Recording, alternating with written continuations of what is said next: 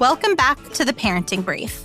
I'm Jessica Stewart-Gonzalez, an Arizona working mom and program director for the Maternal, Infant, and Early Childhood Home Visiting Program at the Arizona Department of Health Services. Parenting can be tough, so we're here to bring you quick tips to fit into your busy schedule. From your child's first words to their first steps, we're here to help you along the way in your parenting journey.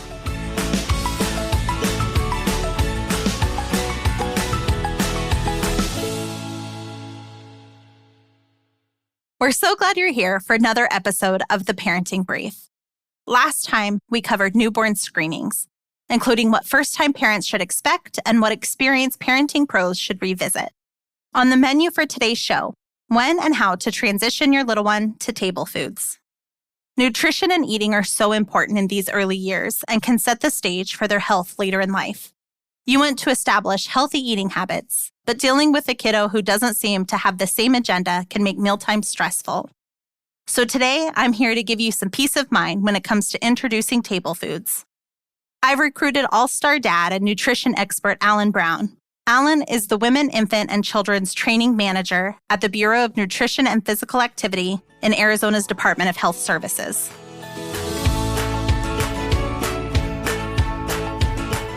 Thank you for joining us today, Alan. We have a lot on our plate to cover today, and this is a big topic. Making the transition to table foods isn't simple or straightforward. As we know, every child is different, and that includes the foods they like, dislike, or might even have an aversion or allergy towards. Why don't we start with some of the most common questions? At what age should a parent start transitioning their child from breast or bottle to baby foods, to solid table foods? Yeah, that's a great question. That's something a lot of caregivers wonder about. So let me start with the introduction of table foods. So oftentimes, right around 6 months of age is when infants will begin to make that transition to table foods. But even more important than paying attention to like the specific age, it's much more important to pay attention to their signs of readiness. So like, for example, one of the first signs is that infants will start paying closer attention to their caregivers or to their siblings, watching what they eat, or they will try to grab the food, maybe during meals away from their caregivers or siblings to try and put it in their own mouths. That's a first sign oftentimes. Also, another big important one is just their ability to sit up on their own. So that can be either with or without support, but it's important that they sit up on their own for a couple reasons. First, it makes meal times, a lot easier, and it's safer than trying to feed them, for example, laying on their back or something. So it's important that they can sit up on their own. And that's also a great segue into feeding them along with other people during meals. So once they can sit up on their own, that means you can put them in a high chair and you can bring them to sit at the table with other family members during meals. And that's not something a lot of people necessarily start doing at 6 months, but I would really advocate for that, because the sooner you can get infants to the table along with other family members, the more that's going to help their development and feeling that they're a part of that family. So in starting that table food, how should parents start that process? Or should it be introduced gradually? Should they be given the same meal? How does that work, especially if you're talking about a 6-month-old? That's a great question too. So what I would recommend is, like I said, to pay attention to the cues your infants are giving you. And so what that means is that there are really 4 stages of food progression, right? And so the first stage for a lot of infants is just pureed foods. So these are foods that you just eat with a spoon. Caregivers are feeding their infants with a spoon, and they are just things that have no chunks or anything like that in there. So it's things like yogurt, infant fruits and vegetables, infant grains, even infant meats. They can be either store-bought or blended, from the foods that the caregiver makes. Those are all great choices for those stage 1 foods. And like I said, that's starting right around 6 months. Now, where it gets interesting is that some infants might take longer to go through all 4 stages, whereas some will progress really quickly. You just kind of have to watch your infant to kind of gauge where they're at in their stage of readiness to progress those different 4 stages. Stage 2, for example, you'll have chunks of foods, and you know that those infants are ready for those foods when they're not gagging or spitting up those foods. They can actually chew them and swallow them. It gets a little trickier for stages 3 and 4 because those are more like what you would think of as table foods, things that the infant can actually pick up and put in their own mouth.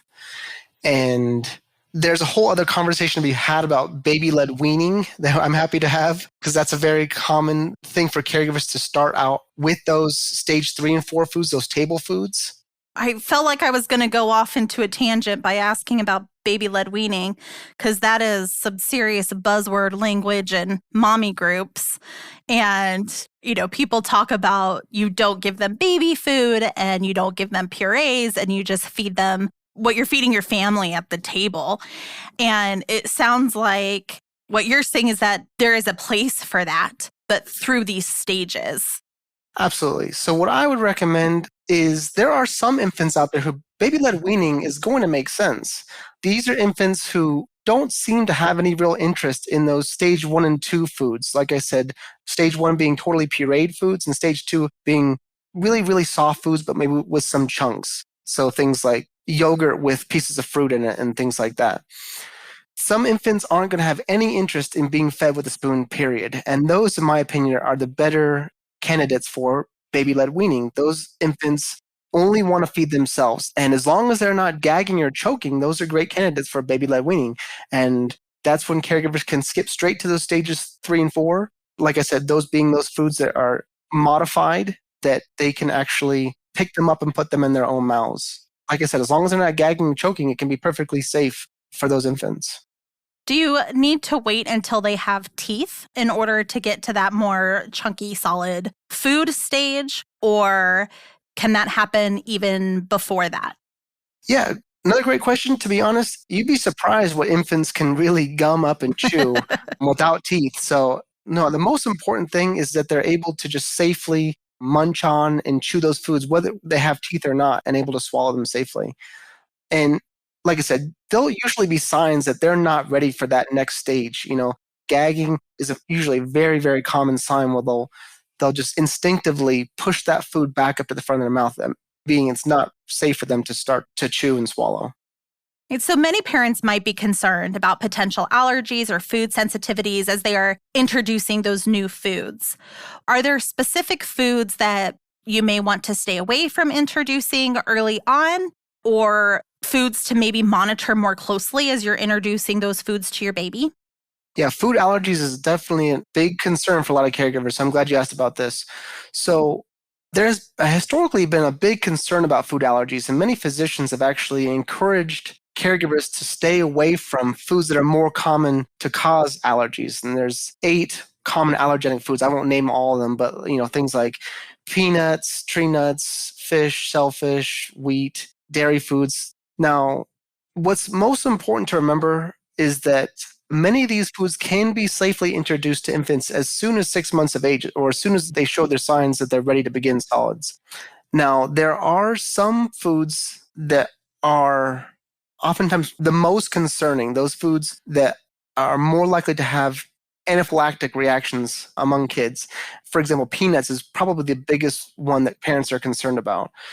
But even things like peanuts, for example, the American College of Allergy, Asthma, and Immunology, what they recommend as soon as infants are around 6 months of age, as long as they don't show any signs of things like allergy to eggs or any signs of eczema, they're perfectly good candidates for having a small amount of peanut, whether that be just like a small amount of peanut butter spread on something or a little bit of peanut butter mixed into their infant cereal or something like that. They can try small amounts of peanut and then just be monitored by their caregivers for any signs of allergic reaction. And what are the signs that they would be looking for if there is a reaction? Yeah, so things like, hives, swelling, especially of the tongue or the lips, vomiting, diarrhea, wheezing, shortness of breath, like coughing, things like that. And of course, like if you're ever watching your child after they're eating and they're showing some of these signs, that's when you'd need to immediately contact your doctor and get their recommendation on what to do. If one of the parents has an allergy, is that something or a reason to maybe have the baby wait longer to be introduced one of those foods? So what I would recommend is if there's a family history of food allergies, would be for the caregivers to have a conversation with their child's pediatrician just to get their recommendation. Like I said, in many instances, as long as there isn't like a family history of egg allergies or eczema, a lot of those infants are perfectly appropriate to begin consuming those even highly allergenic foods like peanuts. Well, thank you so much for joining us today and being able to help us out in introducing this new transition between breast and bottle into table foods and helping us make parents feel more confident as they are moving into this journey. And I think one of the great things that I heard is a lot of this is about parents knowing their baby. I think as parents, we don't give ourselves enough credit sometimes for how much and how well we know our babies, and that it's not just a prescription of this is what you do and when, but it's really about knowing your own baby and your own family.